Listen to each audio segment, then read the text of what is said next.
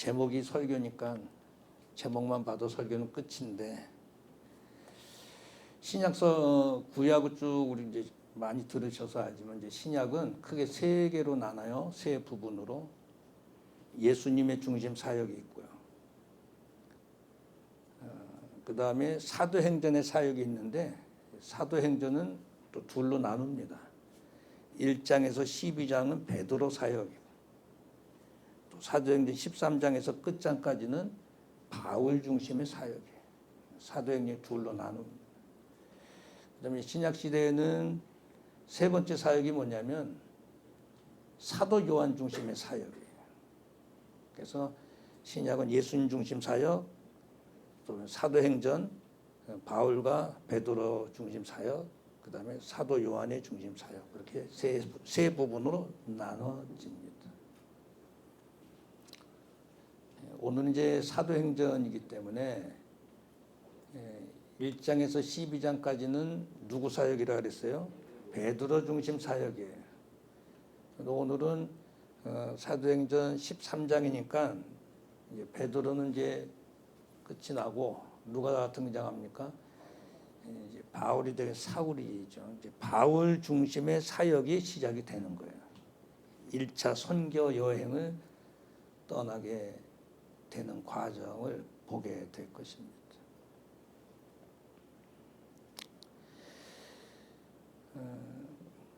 구약의 말라기서가 이제 마감되고 예수님이 말씀이 육신이 되셔서 이제 이 땅에 오셨는데, 태어나서 30세까지를 사생이라고 그래요. 사생애. 일반적인 생애라 그래요. 개인적인 생애라 그래요. 그래서 30세에서 십자가에 죽으시는 그 순간까지를 무슨 생애라 그러냐? 공생애라 그래요. 공생애. 많이 들어보셨죠? 예수님의 공생애. 공생애도 중요하고 사생애도 중요합니다.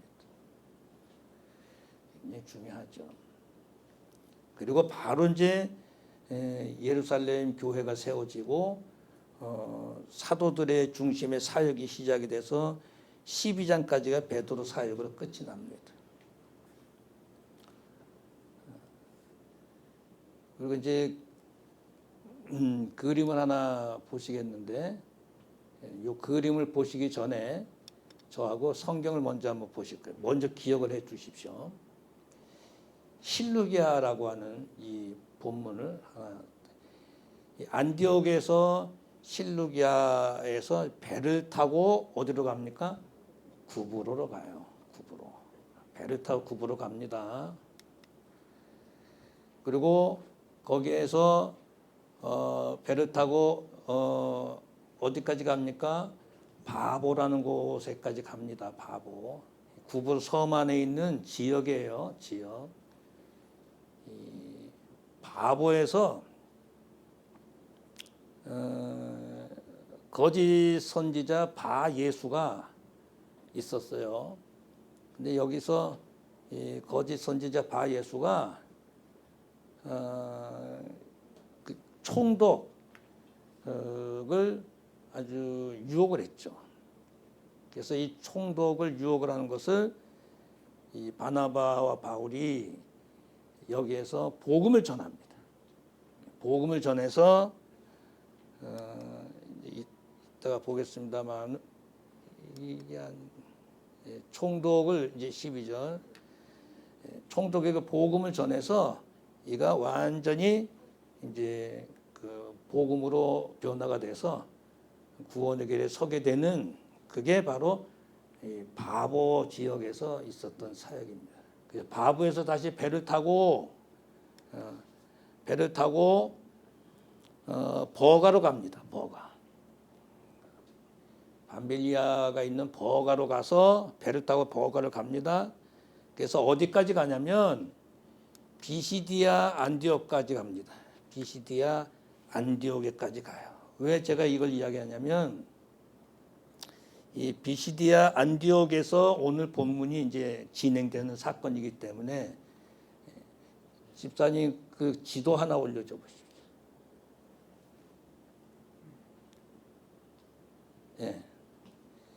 지금 요 수리 안디옥에서 실루기아로 아까 갔어요.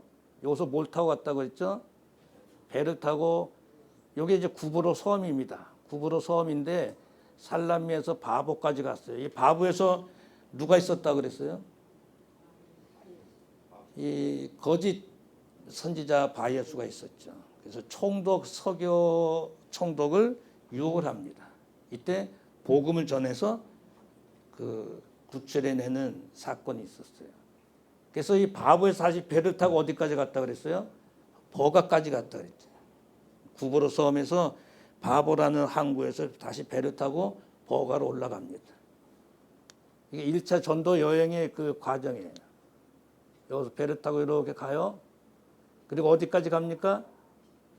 비시디아 안디옥까지 가는 거예요. 오늘 본문이 비시디아 안디옥에서 있는 내용이에요. 그래서 1차 전도 여행 그 과정을 좀 지도를 이제 올려드린 거예요.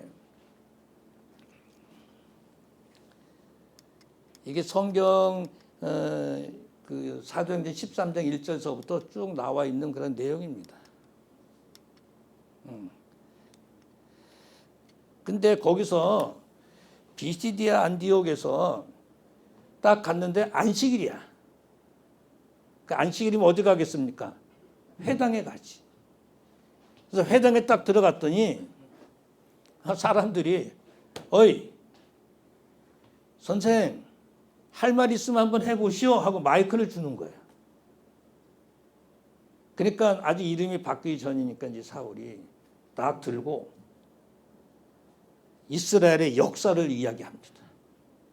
하나님께서 천지창조를 하시고 이스라엘은 430년, 450년 이 애굽의 종로로 타다가 40년 광야 생활을 해서 이렇게 여기까지 왔고 그 다음에 이 사무엘에서 사사까지 쭉 이야기를 합니다.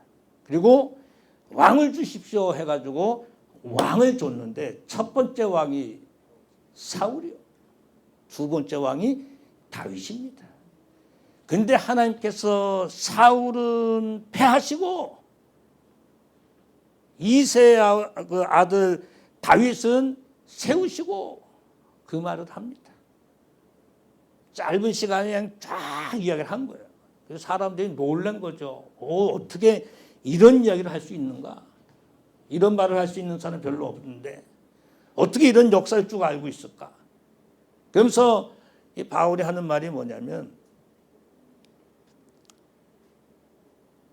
사울이 패하고 다윗은 세웠다 그랬는데 거기서 하는 말이 뭐냐면 하나님의 마음에 합하다는 것은 맞았다는 뜻이거든요.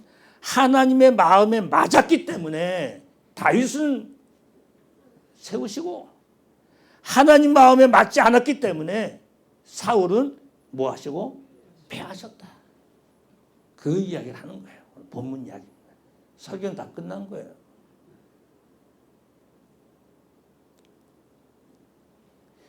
그런데 여러분 하나님의 마음에 맞는 사람이 누가 있을까요? 우리 목회자들 가운데도 하나님 마음에 정말 합격받을 수 있는 사람이 얼마나 있을까? 우리 장로님들 가운데 하나님 마음에 합한 자들이 과연 얼마나 있을까? 우리 성도들 가운데 하나님 마음에 합한 자들이 얼마나 있을까? 아니 하나님 보이기라도 한다면 하나님께서 야 이거 너 잘못해 이거 그거 하지 마 이렇게 음성이라도 들려준다고 한다면 바로 잡을 수 있겠는데 그것도 아니잖아요. 여러분 하나님 둘째치고 사람 마음에 맞는 것도 힘들어요. 예를 들어서 부부지간이라 봅시다. 남편 마음에 맞게 산다는 거 쉽지 않아요. 아내 마음에 맞게 산다는 거 쉽지 않아요. 그래서 부부는 로또보다도 어렵다 그러잖아요. 이 로또는 가끔 1등 당첨자가 나오잖아요. 근데 이 부부는 로또 맞는 것보다도 어렵다는 거예요. 그만큼 어렵다 이거예요. 어렵다. 여러분의 자녀들 키우는 자녀들이 마음에 드는가요?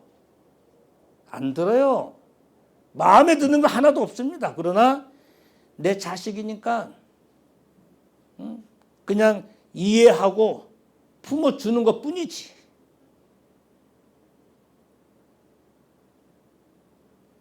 수염 깎거라, 바지 찢어진 것이 하지 마라, 뭐 하지 마라, 뭐 하지 마라. 부모 입장에서 그런데 어디 요즘 애들 그런가요? 내 마음에 드는 게 어디 있어요? 친구 사이에서도 내 마음에 드는 친구가 어디 있습니까? 그냥 친구니까 같이 가는 거예요. 여러분 회사 동료들이 마음에 드는 사람이 있습니까? 없어요. 그냥 친구 동료니까 생계를 유지하기 위해서 같이 가는 거예요. 세상 사람도 힘든데 하나님 마음에 합하게 산다는 거 쉽지 않아요.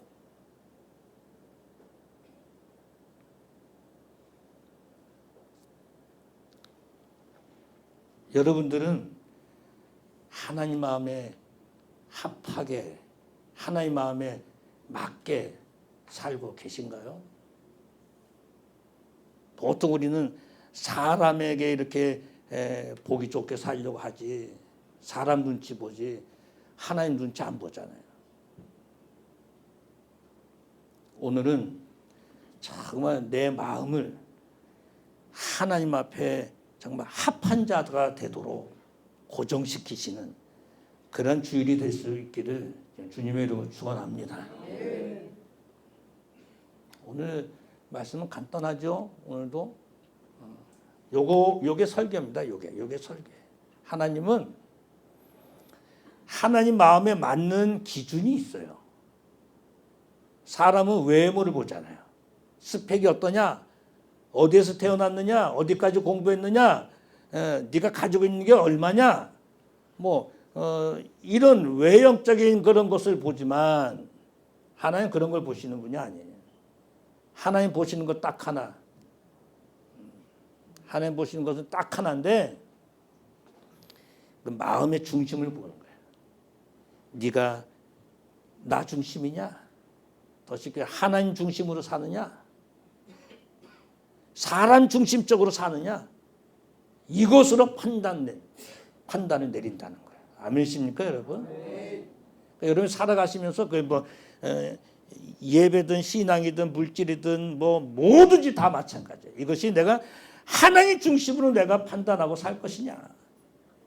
아니면 세상적으로 이렇게 살 것이냐? 거기에 하나님께 내가 합한 사람이냐, 그렇지 못한 사람이냐, 판가름이 난다는 거 아셔야 됩니다. 그러면 구약과 신약의 원어를 제가 한번 좀 찾아봤는데요. 마음이라는 단어를 한번 찾아봤는데 레바브라는 말인데 히브리 말입니다. 히브리 단어예요. 심장을 말해요. 심장. 생각과 심장. 이것이 마음이라는 레바브라고 하는 히브리 말이에요. 신약에 나와 있는 카르디아라고 하는 이 헬라어인데 이것도 역시 마음인데 생각, 중심. 똑같은 말이에요. 히브리 말이나 헬라 말이나 똑같은 말이에요. 사람의 생각과 중심과 심장, 중심 이런 걸 뜻하죠. 하나님은 내 생각을, 내 중심을 보신다는 거예요. 이걸 보시고 내가 너 쓸게, 넌 아웃 이렇게 시킨다는 거예요. 그래서 창세기서부터 요한계시록까지 하나님께 쓰신 사람은 성경의 위인들 보게 되면 그 중심이 하나님 중심적으로 산 사람들을 쓰신 거예요. 좀 부족해도. 내가 많이 못 배워도 괜찮습니다. 내가 좀 조그마한 평소에 살아도 괜찮습니다. 내가 사람들이 볼 때 좀 비난의 소리를 좀 들어도 괜찮습니다. 좀 내세울 거 없어도 괜찮습니다.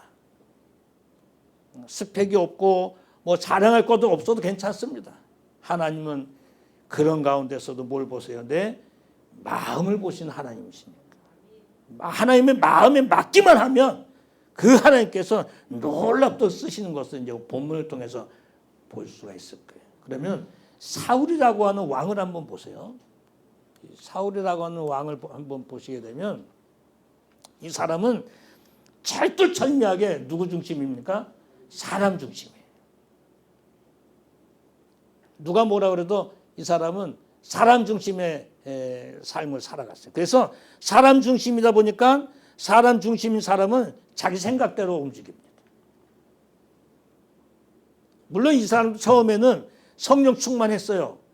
하나님께서 인도하시는 데로 갔어요.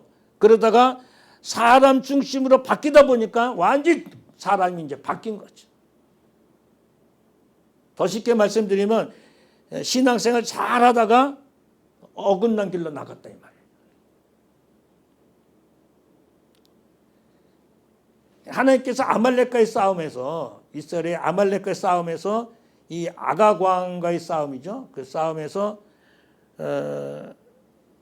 이 아가광을 죽이고 모든 물질도 없애고 짐승 사람 다 죽여라 그렇게 하나님께 명을 내립니다. 그렇죠? 아말렉을 쳐서 그 소유를 남기지 말고 진멸하고 모든 우양 약대 낙이 전부 그냥 없애버리라 그랬어요. 하나님의 명령입니다. 그러면 이렇게 하나님께서 명령 내리셨으면 그대로 따라야 되는 게 하나님 중심의 사람이에요. 근데 이제 사울은 몇 가지 이제 제가 이제 올릴 텐데 왜 이 사울 왕이 사람 중심의 사람이었나 한번 보십시오. 이 사람은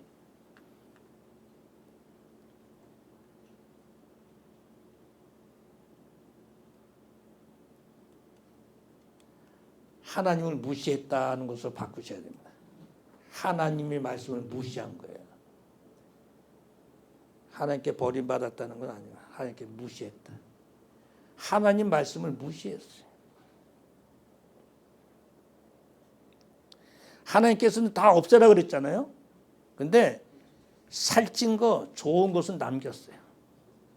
그리고 눈먼 거, 아주 약한 것은 없앴어요.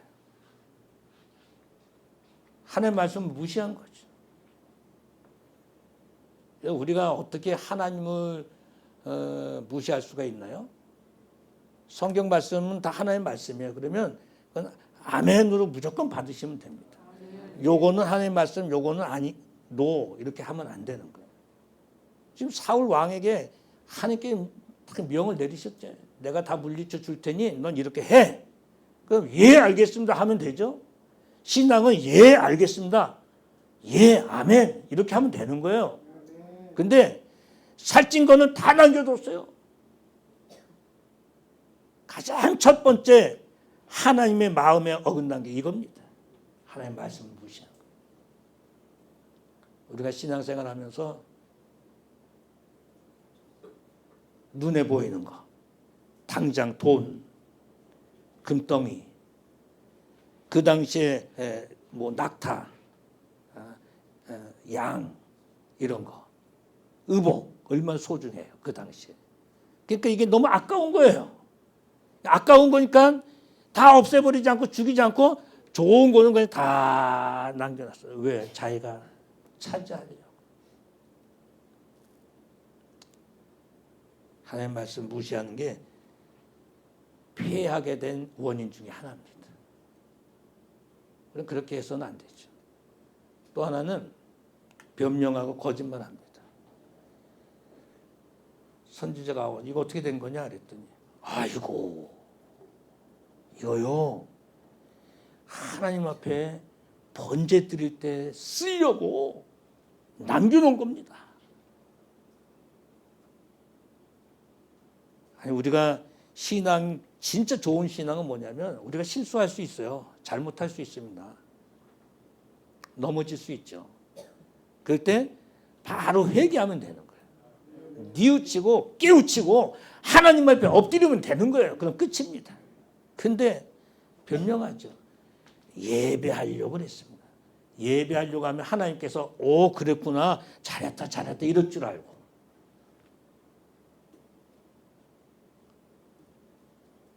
거짓말까지 합니다. 그래서 유명한 말이 나왔잖아요. 순종이 제사보다 나아. 하나님께 예배드리는 게 얼마나 소중합니까? 그러나 순종에 있어야 돼. 순종에 있어야 돼. 이게 두 번째가 패하게 된 원인입니다.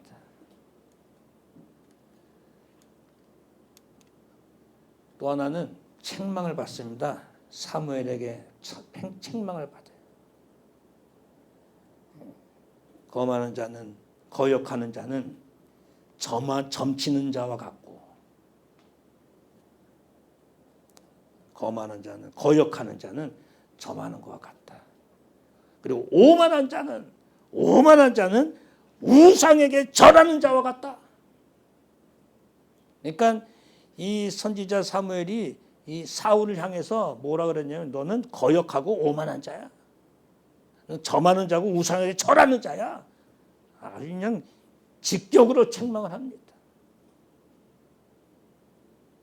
불쌍하죠? 우린 이렇게까지 책망 듣는, 선지자로부터 책망 듣는 그런 일을 해서는 안 됩니다. 우린 그래도 신앙생활하기 좋은 게 뭐냐면 이미 성경에 답이 다 나와 있잖아요. 얼마나 신앙생활하기 좋아요.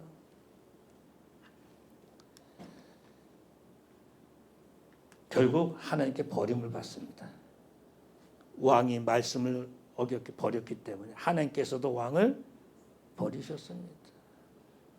첫 번째 왕으로 등극된 거 정말 얼마나 명예스러운 일입니까? 근데 하나님께서 아웃 버리십니다. 충격이죠. 설마 나를 첫 번째 왕으로 세웠는데 하나님께서 버리실까? 그런데 정말 하나님께서 버리십니다. 이때까지만 해도 사울이 하나님 잘못했습니다. 선지자님이 내가 잘못했어. 회개합니다 하면 좋은데 누굴 찾아가냐면 무당을 찾아갑니다. 신접한 자를 찾아가요. 막 하나님 앞에 기도해도 꿈으로도 우림으로도 선지자로도 응답이 없으니까 엔게디에 신접한 여자를 찾아가 막 찾다가 신접한 여인을 찾아가서 뭐 일을 하려고 합니다. 요즘 말하면 무당이죠. 무속인 가까이 하면 안 됩니다. 다 망하는 길이에요.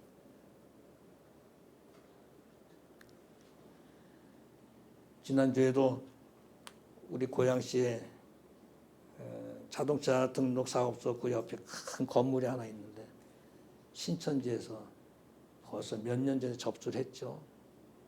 그래서 용도 변경을 하는 그런 일 때문에 그건 난리가 나죠. 여기가.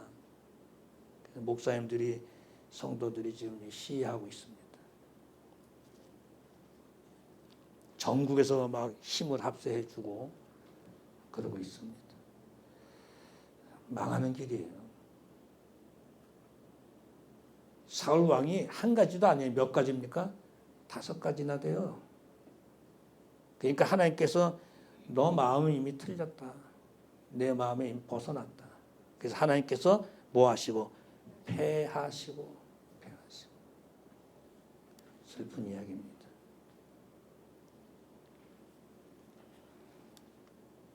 다윗은 어떤 사람이냐? 찰뚜찰미하게 누구 중심?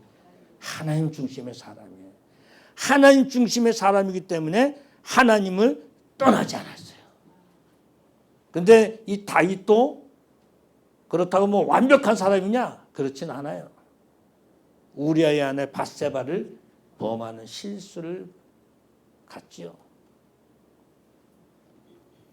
그래서 다윗이 햇사람 우리아의 일 외에는 평생에 여호와 보시기에 뭐 했다? 정직히 행했다. 우리아의 아내 밧세바를 범하는 그거 외에는 하나님 앞에 평생에 정직하게 행했다. 그만큼 회개할 줄 아는 사람이었고 하나님을 떠나지 않는 신실한 사람이었다는 거예요. 정직이라는 것은 곧다, 뭐 바르다, 뭐 야사르다는 말인데, 그러면 다윗은 어떤 사람이냐? 다윗에게도 최대의 실수가 있었죠. 다윗에게는 최대의 그 장군, 뭐 요압 장군도 있었지만 우리아라고 하는 아주 충신이 있었습니다. 목숨 걸고 나가서 싸움하는 충신 우리아가 있었어요. 우리아의 아내가 이제 목욕하는 걸 보고 자기 아내로 맞이하게 되죠. 이게 걸릴까봐 우리아를 부릅니다. 너 니네 집에 가서 한 일주일 정도 쉬어라. 한 달 쉬어라. 휴가를 줍니다. 아닙니다. 국가를 위해서 실수 없습니다 하고 그냥 막 나가겠습니다 했더니 최전방 끝으로 내가 최전방으로 보냅니다. 뭐 하려고 그러는 거예요? 죽이려고. 죽게 하려고. 아주 고약하죠. 결국 우리아가 죽습니다.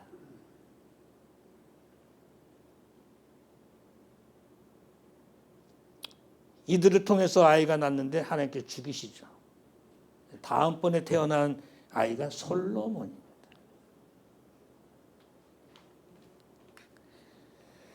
큰 실수래요. 실수 없는 게 아니에요. 실수가 있습니다. 그런데 선지자 나단이 등장을 해서 당신 이렇게 하면 어떡해? 왕이 이렇게 하면 어떡해? 지적을 하니까 엎드립니다. 하나님 앞에 엎드립니다. 잘못했습니다. 성경이 나올지 모르겠는데 나단 선지자가 이야기하니까 내가 하나님께 뭐 했다고? 범죄하였나이다. 내가 하나님께 잘못했습니다. 내가 죄를 졌습니다. 여러분 사울과 다윗과의 차이점이 바로 이겁니다. 똑같이 실수했지만 잘못을 뉘우치고 못하고 이거 차이예요. 그래서 하나님께서 다윗을 살리신 거예요.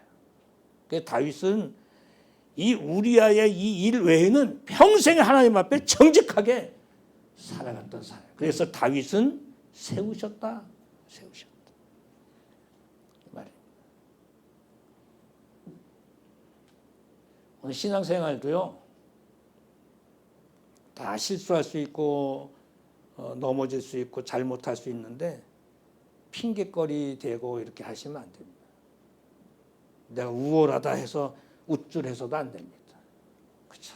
겸손하게 내가 어떻게 하면 하나님의 일을 더 할 수 있을까? 애를 쓰고 어떻게 하면 내가 하나님 마음에 더 합하게 살 수 있을까? 이렇게 연구하고 그렇게 살아가는 것이 중요하죠. 한 가지만 더 보시게 되면 하나님은 하나님의 맞는 자를 통해서 일을 하십니다. 사울과 다윗은 똑같이 왕이 됐어요. 사울과 다윗은 똑같이 하나님의 일을 해나가고 있습니다. 사울과 다윗은 똑같이 죄를 범했습니다. 똑같이 지적을 당했습니다. 그런데 사울은 사람 중심이고 회개도 하지 않고 잘못도 뉘우치지 않고 사람 중심이고 하나님과 점점 멀어져 가고 신접한 영역까지 찾아갑니다. 그래서 다윗은 선지자 나단이 찾아왔을 때 바로 엎드려서 하나님 앞에 잘못했습니다. 회개합니다. 결국 하나님은 다윗의 그 마음을 보시고 다윗을 쓰시고 그 다윗을 통해서 누가 태어났냐? 예수 그리스도가 탄생했다. 오늘 본문의 이야기입니다. 사울을 통해서 예수님이 나오셨을까요? 아니에요. 다윗의 혈통을 통해서 예수 그리스도께서 오셔서 우리에게 구원을 주신 것입니다. 사랑하는 성도 여러분, 요즘 우리가 살아가는 세상을 보게 되면 많이 다툽니다. 왜 다투느냐? 마음에 안 든다고. 내 마음에 안 든다고 그냥 무작위로 그냥 막 사람 해하고 막 이렇게 하는 일들이 많아요. 보도에도 막 나오지 않습니까? 사람 마음도 중요한데 우리 하나님의 마음에 합하도록 살아가는 게 참 중요합니다. 사람 중심의 사람의 하나님을 떠난 이 사람 중심의 사람들의 그 공통점이 뭐냐면 사람에게 집중한다는 거예요. 세상 일에 집중한다는 거예요. 그러니까 죄를 져도 뭐 아무런 감각이 없어요. 남이 잘 돼도 못 돼도 상관을 하지 않습니다. 무관심에 빠져 있습니다. 그러나 하나님의 합한 사람들은 다 하나님의 뜻이 무엇인지 연구하고 그렇게 살아갑니다. 여러분들은 하나님의 마음에 합한 사람들이 되십시오. 다윗처럼 하나님의 마음에 합한 사람들이 되십시오. 저는 영국의 스펄전 목사님이 그 책이 무슨 책인지는 잘 모르겠는데 어제 저한테 잠깐 글이 올라온 게 있어서 말씀 앞에서 흐르는 눈물, 말씀을 전하는 자가 흐르는 눈물. 스펄전 목사님이 글을 썼어요. 그래서 그분이 하나님 앞에 눈물을 흘리지 않는 자는 설교해서는 안 된다. 제가 제 방에서요 엉엉 울었습니다. 내가 지금까지 말씀 앞에 내가 진실되게 바르게 하려고 애를 썼는데 정말 엉엉 눈물까지 흘리면서 그런 적도 있긴 있지만 이 글을 보는 순간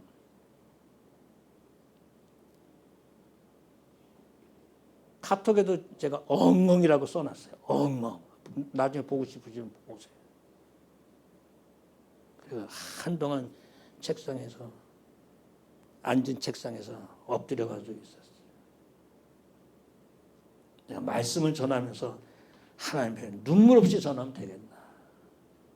역으로 성도들이 예배드리러 오면서 하나님 말씀을 듣는데 눈물 없이 말씀을 들어서는 되겠나. 이건 제가 만들어낸 이야기예요. 똑같지 않겠어요? 말씀 전하는 자나 듣는 자나? 저는 지난 금요일부로 여호수아서를 거의 한 8개월 이상 걸려서 이제 새벽에 다 끝을 냈어요. 110세에 하나님의 부르심을 받습니다. 평생에 하나님을 떠나지 않고 하나님의 마음이 합해서 모세의 뒤를 이어서 지도자가 돼서 모든 일을 완성하고 하나님의 부름을 받기 전 여러분 딱 하는 한마디가 있어요. 하나님 잘 섬기십시오. 그리고 하나님의 부름을 받습니다. 120세에 하나님의 부름을 받은 모세, 지금도 무덤을 찾지 못해요. 느보산에 어디 있는지 몰라요. 그러나 그는 기력이 쇠하지 아니하고 눈이 흐리지 아니했다. 120세 때 오늘 건강감사주일인데 하나님의 마음에 합한 성도들이 되셔서 모세처럼 120세가 돼도 기력이 쇠하지 않고 눈이 흐리지 아니하는 육체적으로도 건강하고 영적으로도 건강한 그런 삶을 살아가실 수 있기를 주님의 이름으로 축원합니다. 본문이 있었죠? 본문은 안 떴네. 110세 그 여호수아나 120세의 모세처럼 강건한 삶을 누릴 수 있는 우리 모두가 되길 원합니다. 우리 이 시간 같이 기도하시죠. 하나님, 내가 예수를 믿노라 하면서 교회를 출입을 하고 하지만 내 중심적이고 세상 중심적이고 사울 왕처럼 어긋나게 살아갈 때가 참 많이 있었습니다. 다윗처럼 평생을 하나님을 떠나지 않고 하나님 마음에 합한 자로 남겨지는 삶을 살게 하옵소서. 120세까지 기력이 쇠하지 않고 눈이 흐리지 아니했던 모세처럼 영혼이 잘된 같이 범사가 잘 되는 삶을 살게 하옵소서. 몸이 연약하고 치료받으시는 분들이 있으면 건강도 치유케 해주시길 원합니다. 하면서 우리 같이 기도하시겠습니다. 고맙고 감사하신 하나님 아버지, 은혜를 참으로 감사합니다. 하나님께서 저희들 함께 하시고 은혜 베푸시고 오늘도 건강감사주일로 아버지 하나님 예배드리게 하심을 참으로 감사합니다. 우리 아버지 하나님 이한 시간 하나님 아버지 복의 복을 더해주시고 은혜의 은혜를 더해주시기 원합니다. 사울이 아버지 하나님 사울을 패하시고 다윗을 세우셨던 하나님께서 그 마음에 합한 것을 보시고 아버지가 세우신 것을 압니다. 사울처럼 버림받는 것이 아니고 다윗처럼 아버지 하나님 세움을 받는 하나님의 성도들 다들 되셔서 영원히 잘돼같이 범사가 잘되는 하나님의 사람들을 되게 하여 주시옵소서. 오늘도 우리 아버지 하나님 치료받는 성도들이 있으면 치료되게 하시고 영원히 잘될 범사가 잘되고 우리 아버지 모든 성도들이 하는 일이 다 잘돼가는 하나님의 사람들 되게 하여 주시옵소서. 주님도 오실 간절히 바라고 나오며